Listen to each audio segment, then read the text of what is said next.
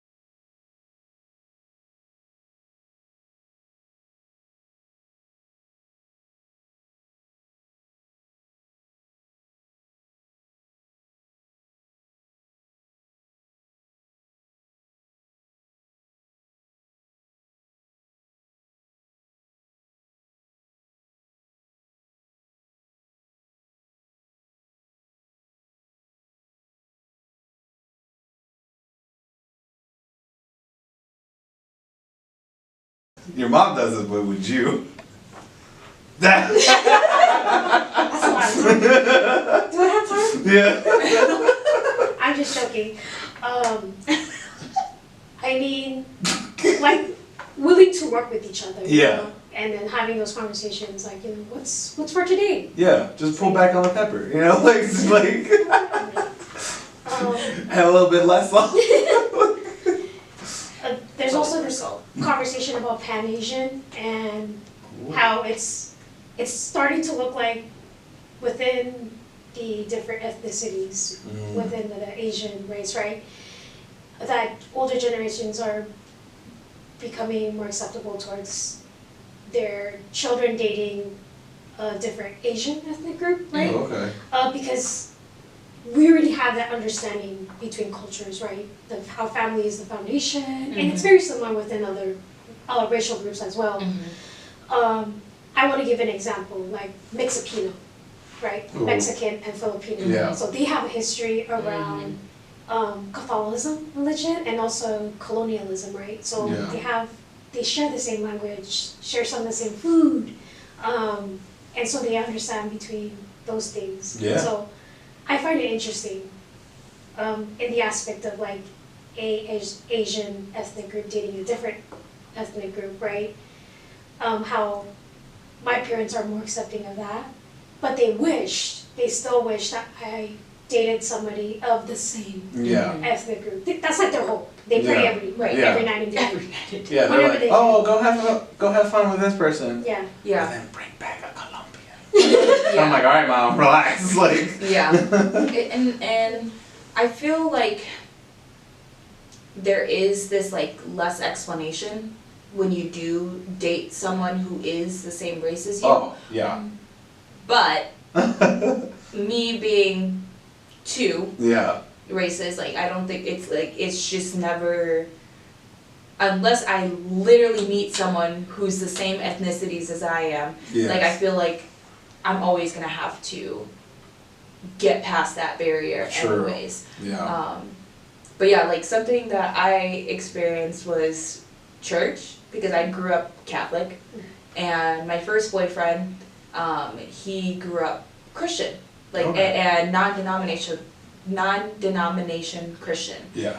And so I went to his church, and it was like a rock concert, and I was thoroughly confused about what was going on. I was like, please put your hands down. That's not respectful in the world. That's blasphemy. Yeah, that's not what we're supposed to do. Yeah. Go down on one knee before you get to the Bible. Like all this stuff, and I'm like, where's confession? Like it's all of these things that I was just like, I don't. It was one of those things that I didn't understand because I had always been like taught like formal. Yeah. But like people are showing up to church in jeans, and like I was like, ugh, my mom would have like slapped me Slapped the jeans out. Ever showed up to church in jeans. Yeah. Unless they did not look like jeans, but they were like straight up blue jeans with like holes in them, and I was like Levi's, and you're like, oh my gosh, someone get this boy some pants. Yeah. Help this young man.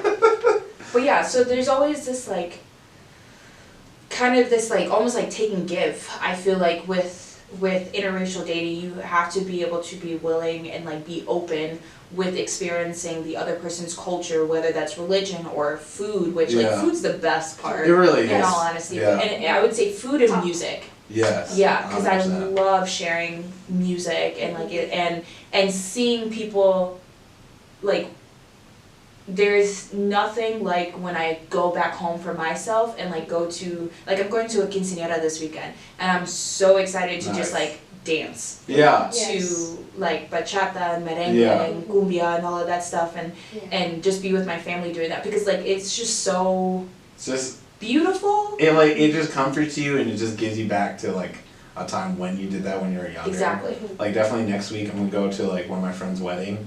And it's gonna be just a straight up Latino wedding where it's gonna start at 4, it's gonna end at 4 a.m. Yep. Like I'm gonna like be in the car saying goodbye to like half the family and stuff like that, and like, you know, that's just comforting. So, before we get too much into interracial dating and stuff, we also do want to talk about generational cleansing, because that, I know we were talking about such fun, like, nice Yeah. stuff, and now we're like getting into We're getting into the nitty serious, gritty. deep thing that doesn't just affect mixed race and mixed identity by any means. This Yeah. like generational cleansing is like very present with a lot Yeah. of different cultures, whether that means being with someone who's the same race or ethnicity as you, or dating someone who is lighter skin Yeah, than you. 100%. Yeah. And I think like the best simple definition that Satiri threw out was quit doing the same shit you're doing. And what I think that works. It works beautifully, just because each generation has those standards that like Yes. you have to live up to, no matter what identity you go by. You live by these standards, and it's just like it's hard. Like sometimes like our parents are lenient with who we date, but probably like a generation ago with them, they were like, no, you need to date someone who is from the Latinx community, from African American community, from like Indonesia. Like they were way more stricter. And I think I'm happy to be of this generation where my mom is way more lenient than I agree. had I had my like grandmother. Yeah. So yeah, what hurdles and or what standards have you gone through?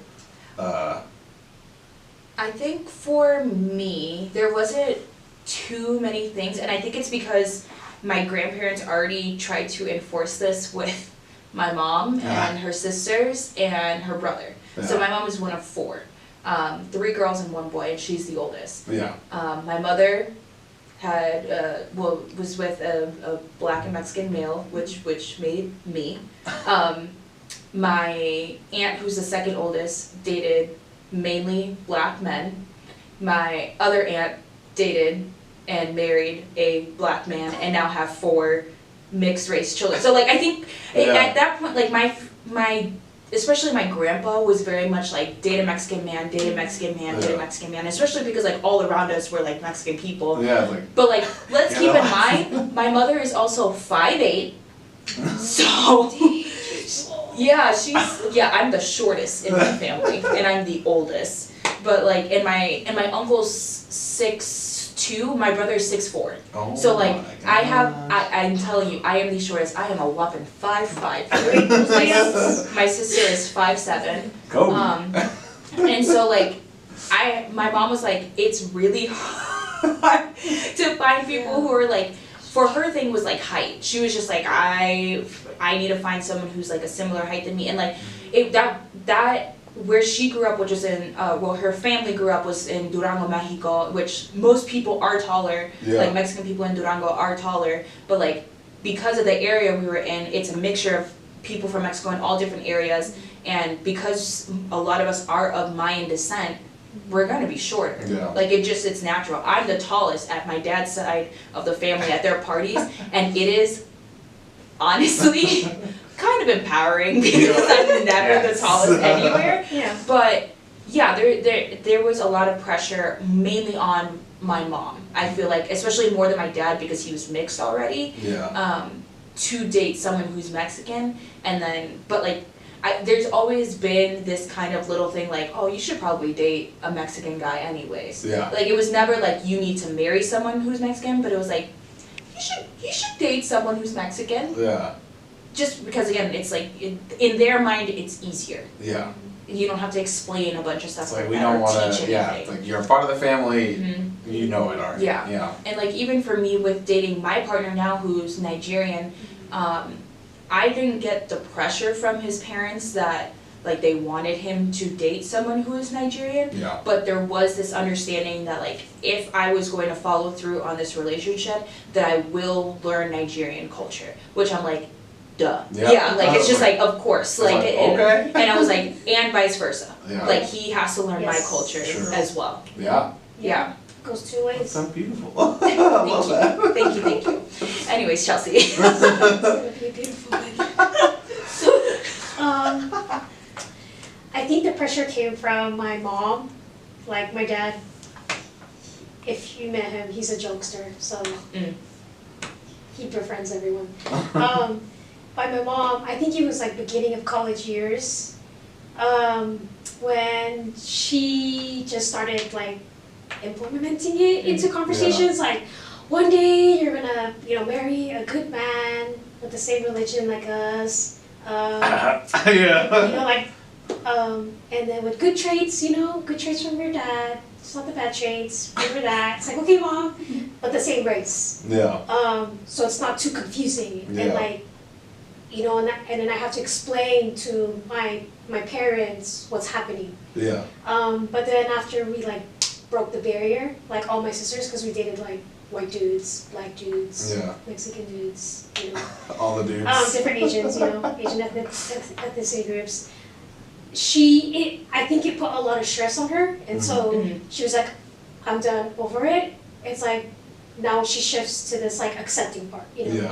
And the fact that they immigrated here back in the, around the 1980s, 1970s, that also had an influence too.